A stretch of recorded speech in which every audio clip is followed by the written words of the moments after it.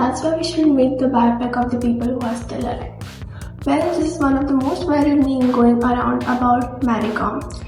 Today, India's one of the most respected women athlete is trending. And no, not because of her boxing or because of her medals, but because of very private divorce turned public controversy.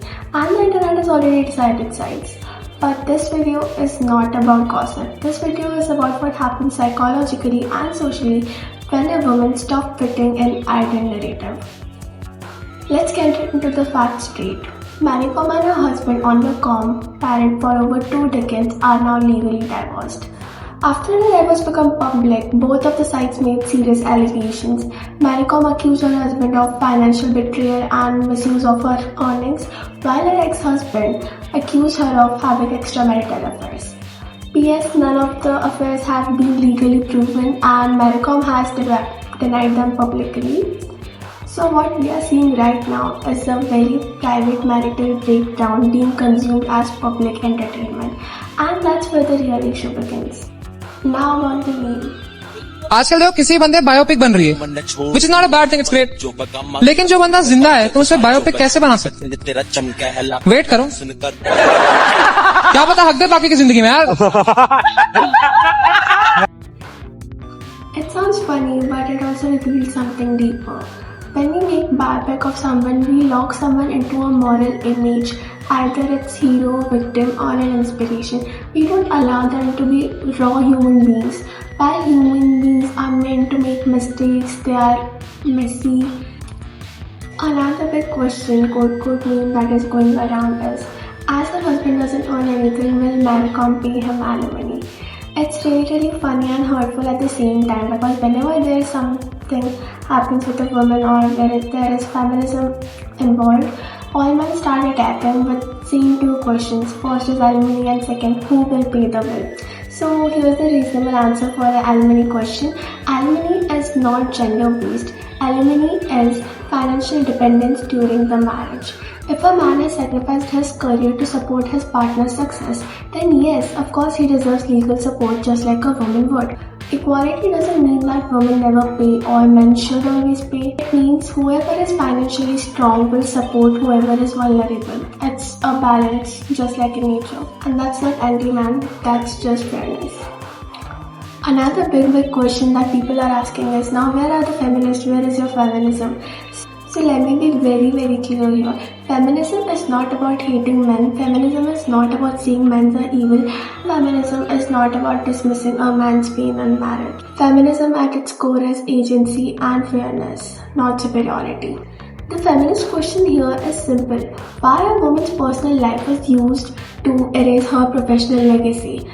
And equally important, why a woman's pain in marriage is expected to be silent, grateful and dignified. Man also suffers in divorces, man also deserves empathy, but women are being judged for surviving that. सफल होने के बाद, बड़ा बनने के बाद आपने अपने हस्बैंड को डिच कर दिया? मैंने नहीं किया, उसने चीट किया, डिच किया. Last when Mary Kom sits on Aapki Adalat and addresses this, she doesn't speak emotionally at first. She speaks very matter of fact. She directly responds to the narrative that says she ditched her husband after becoming successful, and she says that very clearly. I did not ditch him, my trust was broken.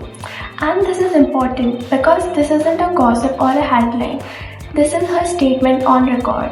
According to Mary Kom, after marriage, everything in the household comes from her earning. She says she trusted her husband enough that she hasn't checked her account in like 2 years or maybe more than that. And this is where her tone changes. बाद में मुझे पता चला मेरा account में खाली होने वाला है. आप कह रही हैं कि आपने जो कमाया वो आपके अकाउंट से पैसा खाली कर लिया उन्होंने? खाली कर लिया. कितना साल से मैंने मेरे अकाउंट में चेक भी नहीं किया. अरे she says that later she discovered that money from her account was being withdrawn and drained without her knowledge. For her, this wasn't about just money. It was about betrayal of trust. And then she goes further. She claims that large amount of her hard-earned money was being spent irresponsibly, including on alcohol, personal expenses, and funding activities that she had no control over.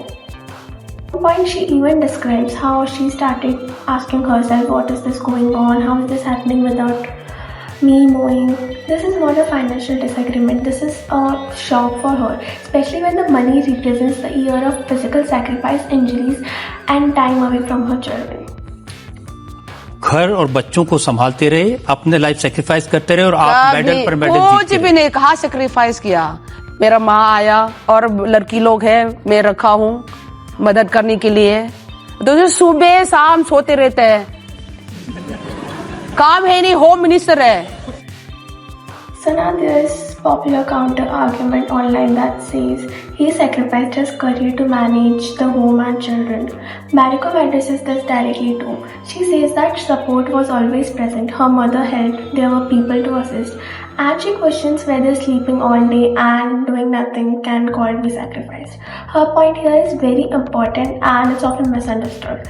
She's not insulting housemaking. She's questioning a narrative that portrays inactivity and dependency as sacrifice while ignoring the person who was physically risking her body to earn. For her, the sacrifice has to be real, shared, and honest, not one-sided. After her interview, I think Maricom was so often misunderstood because whatever point she was trying to put out, she wasn't able to justify herself. And that's where we as an audience also lacked because we couldn't understand her struggle behind it. I think if Maricom knew better Hindi, I think she would have been able to make everyone understand her point of views. And I think, I'm not saying here that women can't be the primary provider of the family and man cannot be a homemaker, but glorifying doing nothing and spending someone's hard-earned money on alcohol and funding activities which she was not aware of. She clearly says that her money was drained off her accounts. That's where her trust began to fade. And I think that's the biggest point of her saying that how can a husband stay at a home while wife is making money. She is really misunderstood at this point. I'm not here saying that whether she is right or her husband is wrong or her husband is right or she is wrong. I'm just saying that what we as a society expected the woman to be and how she did not fit in the ideal persona and then we started degrading them. Psychologically, this is called pedestal effect. We place women achievers on impossible moral heights and when they fall, even slightly, we enjoy tearing them apart. Men are allowed complexity, women are expected perfection. And this is not feminism talking, it's basic social psychology. Here's a question that we need to ask, that why is it being called a scandal or controversy at all? Male athletes, male leaders, male celebrities have divorces, financial distress, affairs all the time. But now as it's Maricom, suddenly she fell from the grace, she's changed, she's forgotten her morals. We don't allow women icons to be human, we want them to be perfect or either nothing. If a society lets a woman to be successful, then this shows her the strong woman paradox. When a woman is strong, the society expects emotional perfection, moral purity, and endless sacrifice. The moment she shows complexity, anger, boundaries, and independence, she is seen as cold, selfish, or corrupt. Maricom was allowed to be strong in boxing field, but not strong in her marriage or in society. Now, this video wasn't about defending Maricom or attacking her husband. This video was clearly recognizing that strong women can have failed marriages, men deserves empathy and support. Feminism is not anti-man and legends are still human beings. If we truly want equality, we need less outrage and more nuisance.